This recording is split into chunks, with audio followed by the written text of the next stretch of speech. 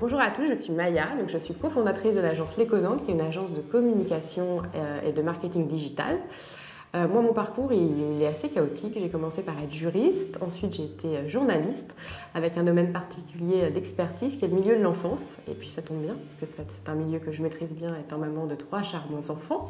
Donc mon métier au sein de l'agence Les Causantes consiste à développer la notoriété des marques. En fait, les marques viennent nous voir pour justement croître et développer leur notoriété, leur visibilité sur Internet. Donc moi, mon but, c'est vraiment de les aider à travers des choses assez simples que sont le brand content, le storytelling et la gestion et le développement de leur propre communauté. En gros, une marque, si elle a une communauté qui est derrière elle, elle est capable de grandir. Il faut qu'il y ait une communauté qui s'attache à la marque au quotidien. Et mon métier, c'est de trouver le bon ton, le ton juste, pour justement permettre à cette marque de conquérir ses clients et de s'inscrire au quotidien dans leur vie.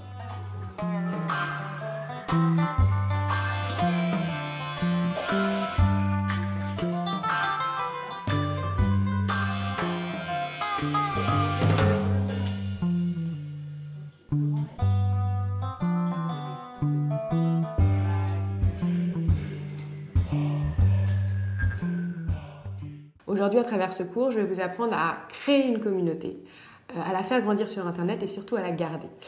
Et pour la faire grandir et pour la créer, il y a un levier qui est incontournable aujourd'hui, c'est Facebook. Facebook est aujourd'hui le levier le plus puissant pour justement installer cette communauté et l'aider à grandir. Donc moi, aujourd'hui, je vais essayer de vous donner les points clés. J'en ai dégagé à peu près une douzaine pour justement vous permettre de créer cette page et de la rendre la plus forte possible. Facebook, c'est un vecteur incontournable et hyper puissant et il faut l'utiliser même quand on est une start-up qui démarre et qu'on n'a pas forcément de moyens. On peut faire des choses assez incroyables et assez extraordinaires sur Facebook, mais pour ça, comme je vous le disais, c'est important de respecter 12 points clés que je vais énumérer avec vous aujourd'hui lors de ce cours. Avant de mettre en place la page Facebook, c'est très important de déterminer des points clés. D'abord, la première chose, c'est votre objectif. C'est le profil type de votre client et les objectifs que vous voulez réaliser. Une fois que vous avez défini ces objectifs, il y a une partie qui est extrêmement importante, ça va être le ciblage. Qu'est-ce que le ciblage? Le ciblage, c'est de déterminer quelles vont être les personnes qui vont suivre votre page Facebook. Donc le ciblage, pour qu'il soit hyper réussi et hyper pertinent, il faut qu'il soit affinitaire. Donc comment on va faire pour qu'il soit affinitaire? Il faut travailler. Il faut travailler, c'est long, c'est pas simple toujours, mais il faut déterminer les personnes qui seraient susceptibles de suivre votre page Facebook. Donc ces personnes-là, vous les trouvez dans des marques peut-être éventuellement concurrentes, dans des marques qui sont dans votre univers, dans des médias qui sont un peu dans votre thématique. Et une fois que vous faites ce ciblage, vous avez une base de personnes qui vont vous suivre qui a priori sont ce qu'on appelle des intentionnistes, c'est-à-dire des gens qui vont être potentiellement intéressés par votre marque ou votre produit. Après le ciblage, il y a une chose qui est vraiment capitale, c'est le ton. C'est comment vous allez vous adresser à votre communauté. Est-ce que ça va être un ton chaleureux, enthousiaste? Est-ce que vous allez utiliser le tutoiement, le vouvoiement? Tout ça, ça paraît un petit peu bête, mais en fait, c'est vraiment capital parce que c'est la manière dont vous allez rentrer dans le quotidien des personnes et la manière dont vous allez vous adresser à eux. Est-ce que vous voulez établir un ton de proximité ou vous voulez rester neutre? Donc tout ça, il faut vraiment l'étudier. Si c'est une marque jeune, on conseille souvent d'utiliser le tutoiement parce que c'est un rapport plus à la cool, plus sympa. En revanche, par contre, si c'est une marque un petit peu installée, plus institutionnelle, on va utiliser le vouvoiement.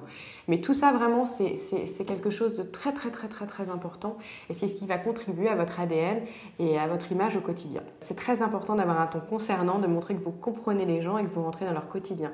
C'est de cette manière-là que, en fait, tout simplement, ils vont s'attacher à vous au quotidien parce que vous allez leur montrer que vous connaissez leurs préoccupations, vous connaissez leur quotidien et vous allez petit à petit vous installer dans le quotidien de ces personnes et réussir à créer un lien de proximité. Ce que je voudrais aussi vous conseiller par rapport au ton et au contenu, c'est de faire un contenu homemade. Pourquoi? Parce que c'est toujours mieux quand on fait les choses soi-même pour provoquer l'attachement et Facebook préfère les contenus homemade. Encore une fois, Facebook devient extrêmement dur. Si jamais vous allez choper des vidéos qui ne sont pas libres de droit, en 2 minutes, Facebook peut décider de fermer votre page. Donc quand vous avez bossé depuis des mois sur quelque chose et que finalement Facebook dit non parce que soit la photo n'aura pas été assez bonne ou ne respecte pas les règles ou encore une vidéo pas libre de droit, c'est un peu dommage. Donc il faut faire vraiment très attention. Donc moi je vous conseille de vraiment développer votre propre contenu homemade et à côté évidemment de partager des choses mais de vérifier que c'est bien des vidéos libres de droit et tout ça. Sinon vous risquez d'être déçus et ce serait vraiment dommage. Après le ciblage et le ton, ce qui est essentiel, c'est la ligne éditoriale. on ne peut pas se lancer dans une page Facebook sans s'être demandé qu'est-ce qu'on va bien pouvoir leur raconter. Donc une ligne éditoriale, elle répond à un critère essentiel. Je vais vous dévoiler un petit secret là, c'est la règle du 70-20-10. Qu'est-ce que c'est que cette règle? C'est pas compliqué. En fait, les 70, c'est 70% de contenu inspirant. Qu'est-ce que le contenu inspirant? C'est un contenu qui ne parle pas forcément de la marque, mais c'est un contenu qui va provoquer des sentiments chez une personne. Donc il faut que ce soit un contenu, par exemple, qui joue sur l'émotion, un contenu qui joue sur l'humour, un contenu qui joue sur vraiment quelque chose qui va provoquer quelque chose chez quelqu'un. Donc ça, c'est la règle du 70. Après, il y a la règle du 20%. 20%, c'est ce qui va être un contenu informatif. Ça va être par exemple qui se cache derrière une marque, les coulisses, les backstage. C'est extrêmement important de savoir qui y a derrière. Souvent on dit que en fait pour un produit, c'est beaucoup plus important de savoir qui se cache derrière que le produit lui-même. On a besoin de s'attacher à un produit avant de l'acheter, avant de l'avoir dans son quotidien. Donc la règle des 20% est capitale.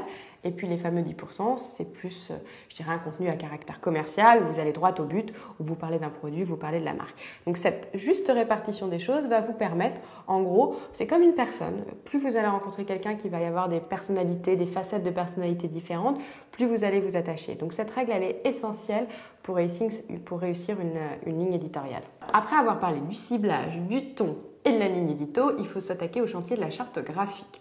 Les formats. Les formats sont capitaux sur Facebook. D'abord, dans un premier temps, c'est ce qui va favoriser le fait qu'on va vous identifier. Plus on a des formats identifiables et reconnaissables, mieux c'est. Tout de suite, on va se dire, quand on va avoir sur le feed de Facebook, on va se dire, bah tiens, c'est de telle marque, c'est de tel produit et tout ça. Donc ça, première règle, identifier un format qui du coup va vraiment se reconnaître immédiatement. Deuxième règle, choisir des formats qui sont aimés par Facebook, qui ont en gros le vent en poupe. Alors Facebook, ça change beaucoup. Parfois, il y a des formats qui cartonnent, d'autres le lendemain pas trop. Mais c'est sûr qu'en choisissant ces formats, du coup, vous acceptez les règles du jeu de Facebook et du coup, Facebook va vous mettre en avant. Donc les formats qu'on le vent en poupe en ce moment, moi je peux vous dire, je suis en plein dedans. Il y a les listings, les fameux listings, les avant-après, et surtout il y a un truc qui cartonne, c'est les citations. Alors ça peut paraître un peu bête, mais les citations c'est un vrai format qui marche super bien et qui arrive à drainer énormément de monde dès lors que vous êtes dans la thématique de votre produit. Mais encore une fois, vous n'êtes pas obligé d'être dans une thématique hyper serrée, vous pouvez vraiment élargir. Nous, encore une fois, on a dans l'agence plein de thématiques différentes, on traite des clients avec des thématiques de fooding, des thématiques cosmétiques, high-tech, mais la citation vraiment aussi bien dans toutes ces thématiques va vraiment être un carton plein. Donc ça, la citation, c'est vraiment le format incontournable en ce moment. Parmi les formats aussi incontournables qui sont vraiment essentiels, il y a la vidéo. Alors la vidéo, c'est un format qui est adoré par Facebook. En ce moment, vraiment, la vidéo au format carré, c'est un truc qui fonctionne super bien. Plus elle est rapide, plus elle est efficace. Donc moi, je conseille des formats à peu près de 30 secondes. Et il faut qu'elle soit mise en natif sur Facebook pour vraiment qu'elle soit portée par Facebook. Donc la vidéo, si vous voulez installer votre marque et vous voulez avoir des formats très viraux, c'est vraiment un incontournable. Et il y a un format aussi qui cartonne en ce moment sur Facebook, c'est les Facebook Live.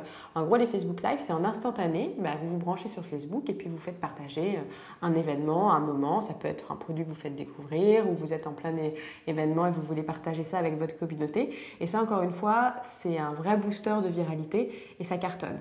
Donc moi, si j'ai deux choses à vous conseiller, on ne zappe surtout pas la vidéo et on ne zappe pas les Facebook Live. On s'inscrit dans la dynamique générale de la charte graphique de Facebook. Tout ce qu'on a vu aujourd'hui sur le ton, le ciblage, la ligne édito, la charte graphique, tout ça c'est la conception, la préparation. On n'a toujours pas lancé notre page Facebook, mais quand on a ça en clé, quand on a ça en main, on peut avancer et commencer l'aventure. Donc voilà, donc tout est posé, on peut y aller. Donc aujourd'hui, maintenant on va parler de démarrer sa page Facebook. Donc, comment on va démarrer cette page Facebook? On va démarrer par une première chose qui est essentielle, c'est les campagnes d'acquisition de fans. Encore une fois, une page Facebook, si on la crée, si personne ne vient la voir, ça sert un peu à rien. Donc, il faut des fans et il faut des fans qualifiés. Pour cela, il faut faire des campagnes de pub avec un ciblage, comme je vous l'ai dit tout à l'heure, assez affinitaire. Donc ça, c'est la première partie, la mise en place de campagnes publicitaires. Il y a un truc essentiel, c'est de jouer les règles de Facebook. Pour avoir un EdgeRank élevé, il est essentiel de mettre la main au portefeuille. Aujourd'hui, pour exister sur Facebook, il faut mettre de l'argent. On n'est pas obligé de dépenser tout son livret A, mais c'est quand même très très important de jouer les règles. Donc ça veut dire que quand on fait des campagnes d'optimisation, quand on fait des campagnes d'acquisition de fans, il faut mettre du budget. C'est pareil aussi quand vous, par exemple, vous voulez que certains de vos posts soient ce qu'on appelle pushés, c'est-à-dire qu'ils soient montrés à l'ensemble de votre communauté. Aujourd'hui, il y a une règle, c'est que sur Facebook, l'algorithme est faible. Ça veut dire qu'il va y avoir entre 4 et 10% de vos fans qui vont voir vos posts. Donc ça ne suffit pas. Donc parfois quand vous avez vraiment un élément d'information hyper fort, comme une vidéo, comme un post un peu événementiel, il ne faut pas hésiter à le pusher. Et pour le pusher, il faut mettre de l'argent. Donc en fait, vous faites une campagne de push sur laquelle vous allez cibler les gens que vous voulez atteindre et du coup, vous allez mettre de l'argent. Ce qui va vous permettre justement d'augmenter l'algorithme et ce qui va vous permettre d'être vu par le plus grand nombre de vos fans. Donc ça, c'est quelque chose d'essentiel. Bon, forcément, il peut y avoir une viralité organique qui s'installera, mais ça arrivera au bout de certains mois et de certaines années. Et au départ, il faut mettre un peu d'argent dans Facebook, il faut accepter les règles du jeu. Une fois que vous avez créé ces campagnes, c'est hyper important de mettre en place un système d'optimisation de ces campagnes. Elles ne vont pas se faire toutes seules, il faut être derrière ces campagnes au quotidien. Il faut optimiser les coûts et pour ça, il faut faire des campagnes test and learn, enfin d'A/B testing. En fait, c'est très simple, c'est très simple et à la fois compliqué, on lance plein de campagnes avec des visuels différents, des accroches, des wordings différents. Et là, en fait, il y a quelqu'un qui regarde en permanence au quotidien quelles sont les pubs qui sont les plus impactantes. Et au fur et à mesure, par exemple, on en lance 200, 300, même 500, ça se réduit. Et finalement, on a le top 10 des pubs qui cartonnent. Et à ce moment-là, on peut vraiment faire un choix audacieux et puis à ce moment-là, optimiser le coût unitaire. Mais l'un ne va pas sans l'autre. La création de campagne, c'est bien, mais il faut optimiser les coûts et évidemment faire la sélection des meilleures campagnes pub sur Internet et sur Facebook. Une fois que ces campagnes d'acquisition de fans est faite, il faut commencer. Et on commence par quoi? On commence par les posts. Alors les posts, c'est ce qui est le plus important parce que ça va être le contenu quotidien que les gens qui vont suivre votre page vont voir. Donc qu'est-ce qu'on fait de ces posts? Est-ce qu'on en fait 1, 2, 3? Moi, je vous conseille d'en faire plusieurs. Il n'y a pas de risque de désinscription. À un moment donné, tout le monde était là. Si on en fait trop, ça va embêter tout le monde. Il y a un risque de désinscription massive. Non. Plus vous postez, mieux c'est. Donc moi, je vous conseille au début de commencer par 2 posts par jour. Un le matin, un l'après-midi. Concernant les heures, encore une fois, il ne faut pas faire n'importe quoi. Facebook répond à des règles et par rapport à des thématiques, il y a des choses plus ou moins à faire. Par exemple, si on prend typiquement la thématique maman, il y aura des heures complètement différentes de la thématique fooding. Donc c'est tout ça qu'il faut vraiment réfléchir en amont pour pouvoir optimiser les posts. Parce qu'encore une fois, si vous mettez un post à 22 heures, il ne sera pas forcément vu, alors que si vous le mettez à une heure plus stratégique, par exemple midi, évidemment, il sera beaucoup plus vu. Donc c'est tout ça qu'il faut mettre en place avant de faire les posts. Encore une fois, sur les posts, respectez la règle que je vous ai énoncée il y a quelques minutes, c'est la règle du 70-20-10. Donc on fait des formats différents, on joue sur l'humour, on joue sur l'émotion, on présente le produit. Encore une fois, on pense toujours que les posts, c'est une personne. On montre différentes facettes de sa personnalité. Si quelqu'un nous emmerde dans la vie, on s'embête. En revanche, si on a quelqu'un qui vous fait rire, qui vous touche, qui vous apprend des choses, qui vous donne des infos, qui vous donne des news, on la trouvera beaucoup plus intéressante. Donc c'est à vous de vous rendre intéressant par rapport à vos clients et aux gens qui vous suivent. Après avoir fait les posts, c'est important de ne pas les laisser dans la nature. Il faut qu'il y ait quelqu'un qui suive au quotidien et qui soit en symbiose avec votre communauté. Comment? En regardant quasiment tout le temps les commentaires qui sont en train d'être faits. Pourquoi j'insiste sur ce point-là? Je vais vous donner un petit exemple de marque qui a cartonné, qui s'appelle Cézanne, qui est une marque de vêtements qui est vendue sur Internet, qui a un vrai carton. Elle a su s'installer parce qu'elle était sur tous ses réseaux, que ce soit Insta ou Facebook. Elle était toujours derrière sa communauté à comprendre, à réagir, à écouter et à vraiment partager un lien au quotidien. C'est presque la chose la plus capitale. C'est vraiment créer le lien, être en symbiose avec cette communauté. Donc ça veut dire que même si parfois ils ne sont pas contents parce qu'il n'y a pas eu une livraison d'un produit qui a été livré ou s'ils ne sont pas contents parce qu'ils sont déçus de la marque, il ne faut pas hésiter à leur dire « bah oui, on peut comprendre, on est désolé, on fera mieux la prochaine fois ». Il ne faut pas s'excuser d'être là, mais en tout cas, il faut vraiment être derrière eux. On n'est pas lâche, on assume, on dit les choses. Si en revanche, ils sont hyper contents, on leur dit qu'on est hyper contents et qu'on les remercie d'être derrière nous. On n'hésite pas à utiliser ce qu'on appelle le contenu Love Brand. C'est les petites émoticônes et tout ça qui créent un petit lien et qui sont assez attachantes. Donc voilà, mais ce qui est vraiment important, c'est de ne jamais lâcher sa communauté et de montrer que derrière la marque, il y a des gens qui pensent à eux, il y a des gens qui s'inscrivent dans leur quotidien, qui comprennent leurs problèmes, leurs besoins, leurs problématiques et qui essayent d'y répondre. Et ça humanisera beaucoup la marque et donc c'est vraiment une mission qui est incontournable. Donc la mission de Community Manager, elle est essentielle pour le développement de la communauté et la fédération d'une communauté. Après vous avoir parlé du Community Management, je vais vous parler d'une campagne qui s'appelle le Test and Learn. Qu'est-ce que c'est que le Test and Learn? C'est qu'une fois que vous avez lancé tout ça, il y a un moment donné, il faut prendre un peu de recul. On a lancé sa page, on a lancé ses posts, on réagit bien, on rentre en contact avec la communauté, mais il faut aussi qu'on ait du recul. Qu'est-ce qui marche? Qu'est-ce qui ne marche pas? Et en fait, c'est ce recul-là qui va vous permettre de vraiment mettre en place cette ligne avec ces posts. Donc, je m'explique un peu plus précisément. En gros, vous allez regarder les chiffres, la portée, le nombre de likes, le nombre de commentaires, et vous allez vous dire, bah tiens, cette citation, elle cartonne. Donc, je vais faire plus souvent des citations et je vais l'inclure dans ma stratégie éditoriale. Cette battle ou ce listing, ça marche super bien. Je vais l'inclure. En revanche, les photos, ils n'adhèrent pas du tout, donc je l'enlève. Et finalement, vous allez vous retrouver avec une vitesse de croisière et une ligne éditoriale hyper cohérente. Vous serez fixé des objectifs, vous aurez regardé les chiffres et du coup, vous pourrez établir votre stratégie éditoriale qui sera cohérente et assez pérenne dans le temps. Donc là, on a parlé des campagnes de test and learn. Donc là, vous avez mis en place votre stratégie, tout est bon et tout ça. Mais qu'est-ce qui va différencier votre page Facebook de la page des autres concurrents? Qu'est-ce qui va faire qu'on va vous suivre plus vous? Ben, la différence, c'est un concept clé et majeur chez Facebook, c'est l'engagement. Une page engagée. Encore une fois, il y a énormément de pages qui peuvent avoir 1 million de fans et il ne se passe rien, il y a 2 likes, 2 partages, on s'en fiche. Il y a énormément de boîtes qui achètent des fans, mais bon, ça n'a aucun intérêt puisqu'il ne se passe rien. Une page engagée, ça suppose qu'elle vive. Ça suppose qu'elle vive parce qu'il y a de l'interactivité. Il y a des partages, des commentaires, des likes. Et c'est vraiment la somme des trois qui va permettre de faire en sorte que votre communauté va être engagée. Et aujourd'hui, c'est ça que cherchent les marques, une communauté engagée. À quel moment on considère qu'une communauté est engagée? Il y a un chiffre clé, c'est 30%. Un taux d'engagement de 30%.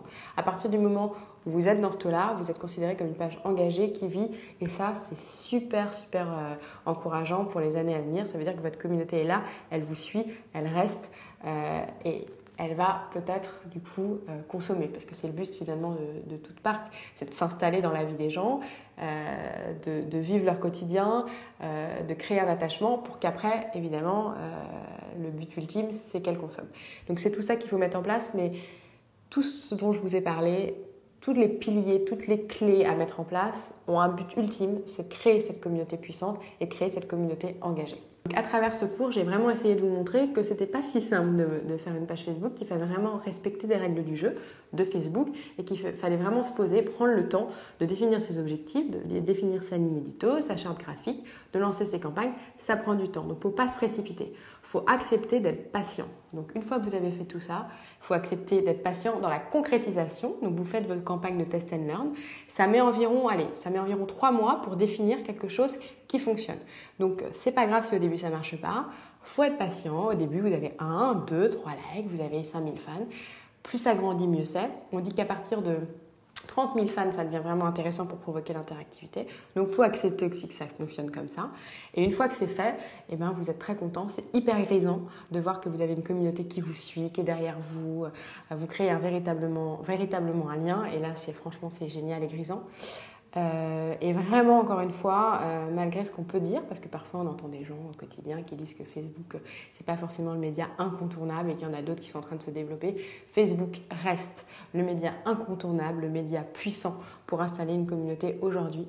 Et donc, si vous voulez créer une marque, si vous voulez qu'elle s'installe au quotidien dans la vie des gens, vous devez passer par Facebook tout en respectant les règles du jeu. Maintenant, c'est à vous de jouer et j'espère que ça va marcher pour vous. Donc l'objectif de ce cours, c'était vraiment de réussir à démontrer qu'on pouvait créer une communauté hyper puissante sur Facebook. Donc j'avais vraiment envie de vous parler d'une marque en particulier qui s'appelle WeMoms, qui est maintenant une des marques favorites des mamans et qui a réussi justement à créer, fédérer, faire vivre une communauté hyper puissante qui est la communauté de mamans. Donc je vais vous donner un exemple très clair. WeMoms, c'est aujourd'hui, après 2 ans d'existence, une communauté extrêmement puissante qui a réussi à faire de sa page une communauté engagée à quasiment plus de 100% de taux d'engagement, ce qui est assez incroyable et assez extraordinaire. Donc typiquement, un exemple de post qui a cartonné. Être maman, c'est un peu comme une rockstar. Donc je vous donne des chiffres qui sont assez hallucinants. Ils ont réussi à fédérer donc 78 000 likes, 87 000 partages. Et ce qu'il faut savoir, vous n'avez pas forcément les chiffres là, c'est que ça a drainé une portée de quasiment 5 millions de portées atteintes. Donc vous imaginez, ça couvre une énorme cible de la communauté des mamans. Donc là, c'est carrément l'exemple de la grande réussite. Mais comme quoi, à force de travail, de recul, de test and learn, d'expertise, on arrive à savoir ce que veut la communauté et ce qu'elle attend.